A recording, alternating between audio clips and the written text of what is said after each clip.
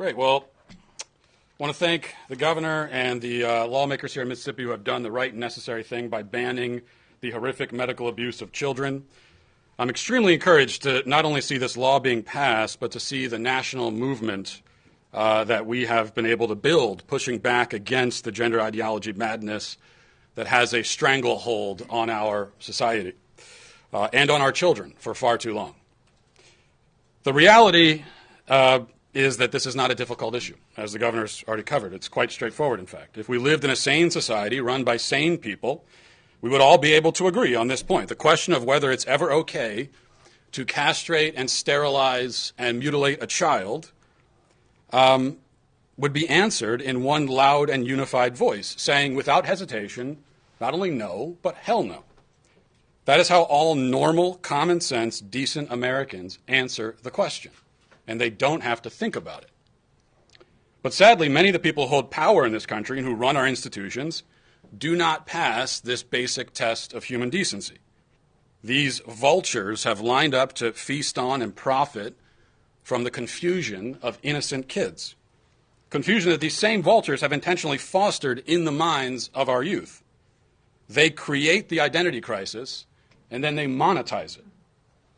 These kids are put on so-called puberty blockers to chemically castrate them, drugs that, by the way, have been given to sex offenders to chemically castrate them, and now we give them to kids. Off-brand cancer drugs that we're giving to children. They're given cross-sex hormones, which have irreversible and permanent effects. And before the age of 18, many kids will undergo surgeries, such as double mastectomies. Now, the kids cannot choose any of this. They cannot consent to it. They can't understand what they're doing or what the long-term effects or even short-term effects are going to be.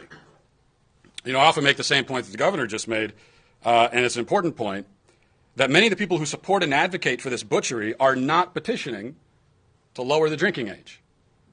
You don't hear them calling for laws to make sure that kids have access to tobacco or firearms.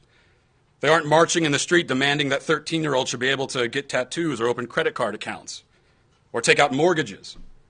In all of these cases, they recognize that minors have neither the maturity nor the powers of discernment nor the psychological nor neurological formation required to make these sorts of choices. And yet these gender ideology advocates want us to believe that the child who can't be trusted with a can of beer or with a credit card should be trusted to permanently transition into a different gender. It's madness. It is incoherent. And all the more incoherent when you consider that nobody actually can transition into a different gender. That's not physically possible. It's not medically possible. The doctors are lying to confused people. So the very fact that a child desires to do such a thing in the first place is proof in itself that she isn't thinking clearly and doesn't understand what she's saying or what she claims to want, which is not unusual for children. That's why they're children.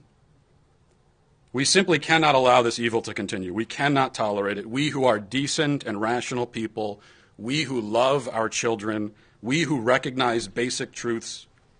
And one of the most basic truths is that children who are confused about their identity need guidance and love and clarity.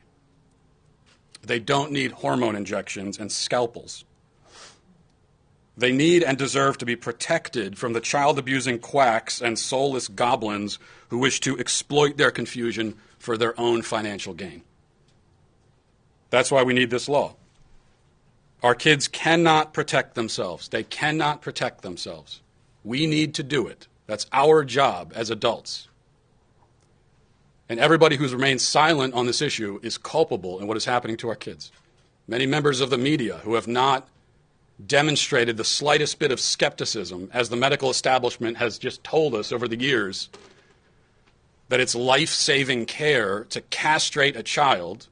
And you have members, the majority of the media, that just goes along with that, doesn't ask one skeptical question about it, all culpable in this.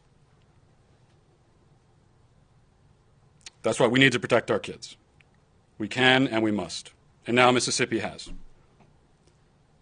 And finally, I would only say to any other state that hasn't gotten on board with protecting kids that it's time to get on board. Okay, it's time to get on board. It's time to do the right thing. It's way past time. We have to act now. And I'll turn it back to the governor. Thank you.